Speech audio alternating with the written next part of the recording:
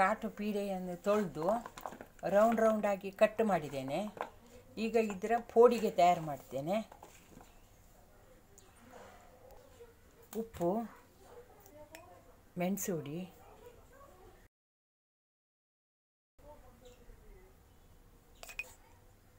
ಹಿಂಗಿನ ಹುಡಿ, ಸ್ವಲ್ಪ ನೀರು ಹಾಕಿ ಪೇಸ್ಟ್ ಮಾಡ್ತೇನೆ.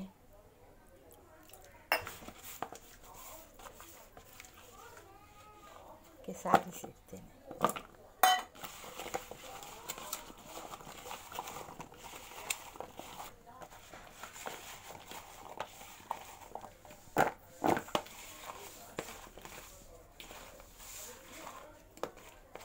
ತುಂಬ ಖಾರ ಮಾಡಿದರೆ ರುಚಿ ಇಲ್ಲ. ಇದಕ್ಕೆ ಬೇಕಾದಷ್ಟೇ ಅಗತ್ಯ ಎಷ್ಟು ಉಂಟು ಅಷ್ಟೇ ಹಾಕಬೇಕು.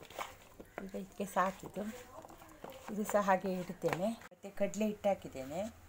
ಈಗ ಇದರಲ್ಲಿ ಹೀಗೆ ಮಾಡಿ ಹೊರಳಿಸಿ ಎಣ್ಣೆಯಲ್ಲಿ ಬಿಡ್ತೇನೆ. ಎಣ್ಣೆ ಬಿಸಿಯಾಗಿದೆ.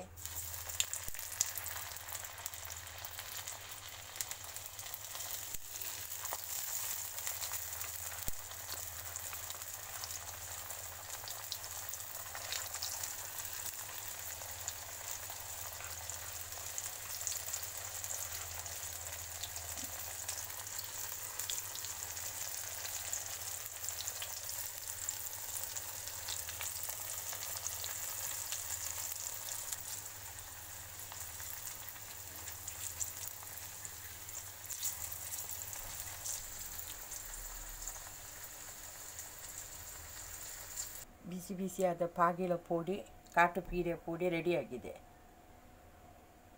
ಪ್ಲೀಸ್ ಲೈಕ್ ಮತ್ತು ಸಬ್ಸ್ಕ್ರೈಬ್ ಮಾಡಿ.